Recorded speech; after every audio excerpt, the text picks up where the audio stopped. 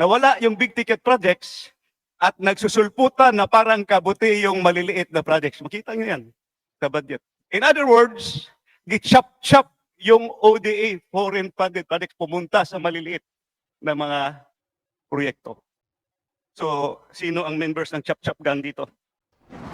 You know what happened pagdating sa GAA. Pagdating sa GAA, this is now the product of both the Senate, the House of Representatives, at saka sa BICAM. Zero kinatay yung buong ODA. Nakakahiya sa ating mga foreign creditors. My question is this. What happened? Anong nangyari sa big ticket, high impact flood control projects that were funded by ODA? Kaya po, ito ang reason na walang magandang maintenance ang ating Maharlika Highway. Yung mga existing roads natin na kailangan natin ayusin. Kasi nasa lahat na ng flood control ang ating pondo.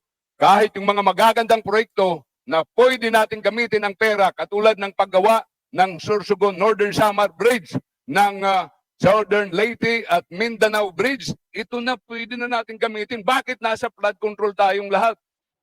Anong maganda dito? Dapat natuto na tayong magplano ng maayos. Pasensyahan niyo po ako, Secretary. Nararanasan po namin lahat ang mga ito at kami po nagagalak na inilabas po ito ng ating mahal na Pangulo para maayos ang pondo ng DPWH sa ating bansa. Your comments, Secretary. Maraming salamat po, Honorable Minority Leader. Again, tama po kayo. No, marami pong mga proyekto na dapat i-prioritize at yun po ang pipilitin natin gawin. No? Dito sa pagrepaso natin. Kung hindi naman kinakailangan yung ibang flood control project, pwede po yung magamit sa ibang mga project tulad ng pag-maintain ng Maharlika Highway, yung ating backbone, nationwide backbone, at iba pang mga proyekto tulad ng ating mga tulay. Ano po ito? Ito po ang gagawin natin at ipapasalamat po tayo ulit sa ating Honorable Minority Leader at sa ibang member ng komite sa pagpo-point out nitong mga importanteng mga issue na ito dito sa 2026 budget ng DPWH. Salamat po. We'll now move to our next interpellator from the part of the independent, Representative Isidro Ungab. My question is this. What happened? Anong nangyari sa big ticket, high impact flood control projects that were funded by ODA? They were lodged under the Foreign Assisted Projects or FAPs. I think this was presented in the 2024 budget and 2025 budget. Can you give me an explanation or clarification on that? Kasi malaki to, malalaki to. I understand that the foreign creditors here are JICA, Asian Development Bank, World Bank, IBRD, Asian Infrastructure Investment Bank, Korea Economic Cooperation Development Fund, and the government of China. Pag na-approve na kasi yan, yung mahaba yung proseso. Very, very technical. Kompleto yan. Feasibility study, everything. Pumasa na ito sa DBCC, pumasa na sa Monetary Board. At saka meron ng sovereign guarantee. Anong nangyari? Please clarify, Your Honor. Mr. Chairman, Honorable Sid Ungab, if I may just ask Undersecretary Emil Sidain, who is in charge of our foreign assisted projects, to respond. Good morning, Madam Chair, Your Honors. Relative to the ODA or foreign funded projects, which are actually the high impact projects, this has been actually implemented, Madam Chair, Your Honors, in most of our yearly implementations since the past administrations until now. But it goes through the process of approval from the NEDA, previously with NEDA, passing through the ICC Technical Board. Then once it goes up to ICC Cabinet Committee, all the way to the NEDA Board. And until now, Mr. Chair, all these flagship projects goes to the proper vetting of all the line agencies for review. With regards to flood control, most of these projects, especially the big ticket projects, goes also to the detailed master plan and feasibility studies before this can be submitted to the NEDA or the DepDep for proper review.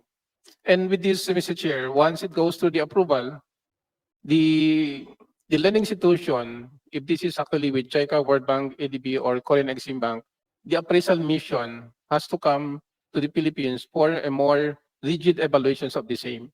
So, napakasinsinan po ang review, but isang importante po dito that we have to recognize, the NEDA ICC has to evaluate the projects on a threshold that all projects that should be funded through foreign should go a threshold passing the 10% economic internal rate of return. Meaning if the IR is low, there could be no ROI or impact to the government and to the public.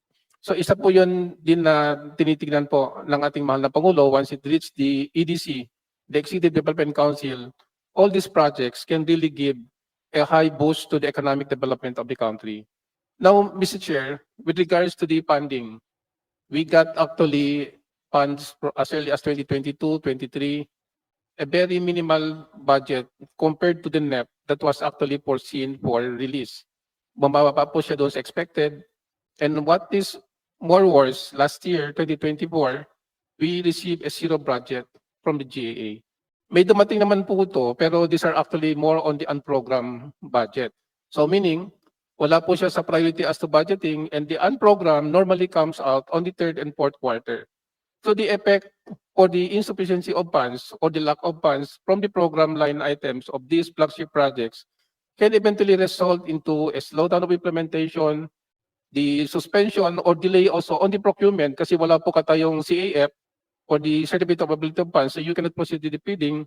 And more worse, it can also generate a commitment fee because all loans are given a prescribed timeline, and this timeline, inclusive of the funding and as well as the component by project implementation, should be properly approved and implemented by the line agency, which is DPWS. So kung bitin po yung pondo, we always drag it to a more delay, more timelines that are necessary to complete the whole projects. Yung po ang problema namin. That's why in the next year budget, we would like to get the most exact NEP as actually been proposed in the DPWH for 2026 po. Thank you po. Thank you, Madam Chair. Madam Chair, I would like to simplify what really happened.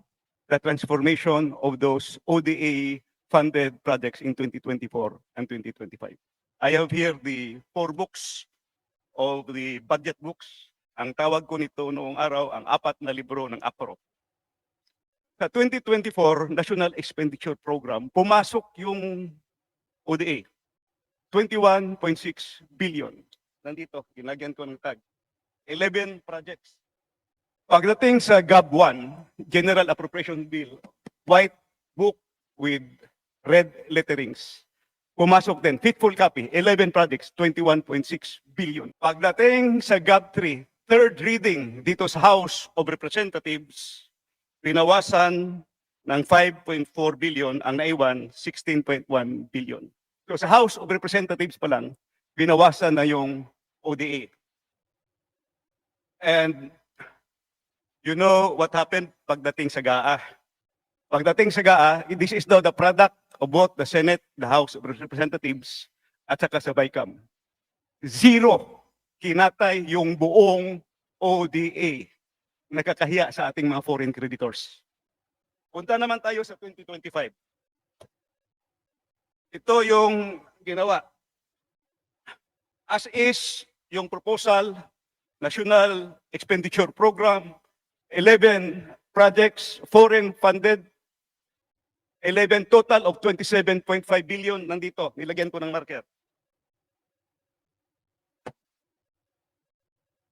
GAB1, first reading, faithful copy, nandito yung 11 projects. Total of 27.5 billion. Third reading, House of Representatives. Binawasan ng 18.6 billion, ang naiwan 8.9 billion na lang. ODA funded ito. May approved loan na sa mga foreign creditors. GAA 2025.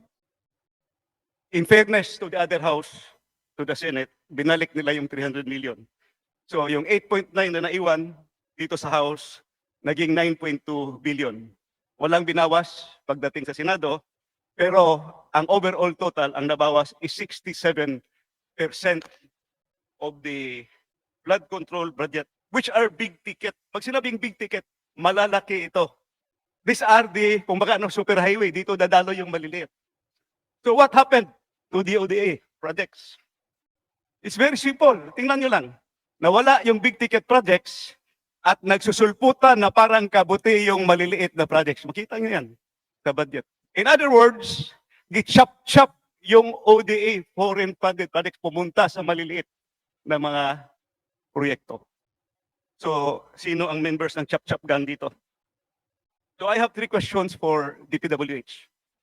First question ko, kung natuloy sana itong mga proyekto, 2 taon yung 2024 zero budget, reduced by 67%. These are very important questions, Your Honor. The public should know this. First question ko, kung natuloy sana itong mga proyekto na ito, could have this help solve the problems in Metro Manila? Kasi nandito yung Metro Manila Flood Control Project at saka yung Pasig Marikina Channel Improvement. Second, sayang wala si Secretary Bunuan. I'm going to ask him sana dito. Did Secretary Bunuan reported this to the President? Kasi kung 2024 pa lang, na zero na yung ODA, sana hindi na mangyari yung 2025. Di ba? Last question para sa DPWH. Can we still avail of those loans? Kasi nagbayad na tayo ng commitment fee. So, Secretary Vincison, I know you are a finance guy also. Sayang yung long term, kaya nga malalaki yun, big ticket, long term project. Saka ito, may study talaga, kumpleto. Pwede ba natin i-avail yun? At saka yung maliliit na project, yun na lang gawin nating Government of the Philippines counterpart. I hope we can do that.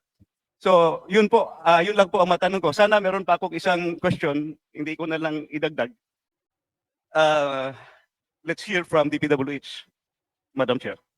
Thank you very much, Honorable Sidungab.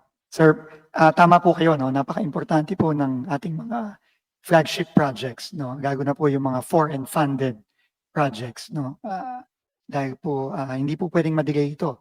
Dahil ang mga digay may kaakibat na dagdag na babayarin at meron din kaakibat na dagdag na utang. Kaya po talagang priority po yan at pipilitin po namin, no, na siguraduhin na makahabol tayo ngayong 2026 dito po sa ating mga foreign assisted projects. Kamukha po ng Davao Samal Bridge, halimbawa. No, kamukha po ng mga bridges natin dito sa Metro Manila. Meron din pong flood control na foreign assisted project dito sa Metro Manila at sa ibang mga lugar. So, makakaasa po kayo na pipilit po namin i-preserve at kung kaya po talaga pong pataasin pa ang appropriation natin para sa mga foreign assisted projects natin for 2026.